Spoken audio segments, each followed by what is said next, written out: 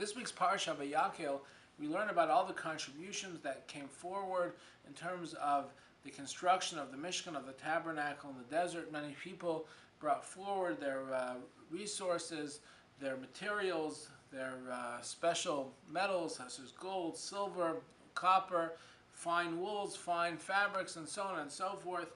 And not only was it successful, it was more than successful that Moshe had to go ahead and make an announcement that we've received enough contributions and enough donations, and nobody has to continue contributing anything. If only most organizations that raise money had that issue.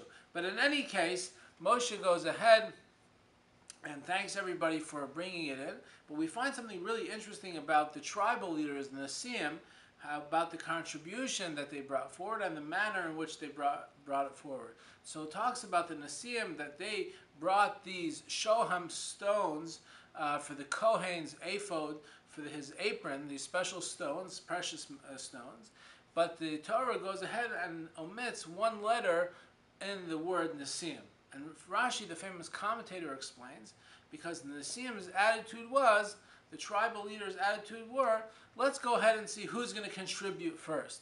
And then we'll go ahead and make up the deficit. And when they realized that everybody was coming forward in an overwhelming manner to go ahead and make that contribution, it was not necessary for them to go ahead and bring their original contribution forward, so they were only able to make a token donation. But because they did not seize the initiative, there was one letter taken out of their name. And I think this underscores a great lesson for us, because many times we have the attitude when we're faced with a challenge, either with fundraising or other campaign to go ahead and help out a very specific and just cause, we'll say, okay, let someone else do it. And you know what, I'll join in later. Let me see who else is involved.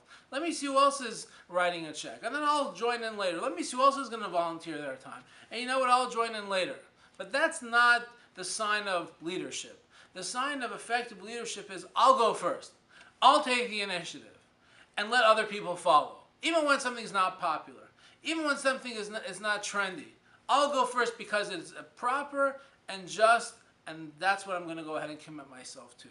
And the Nesiim, unfortunately, were not able to go ahead and take that initiative, and for that reason, one letter was omitted for all time from their name.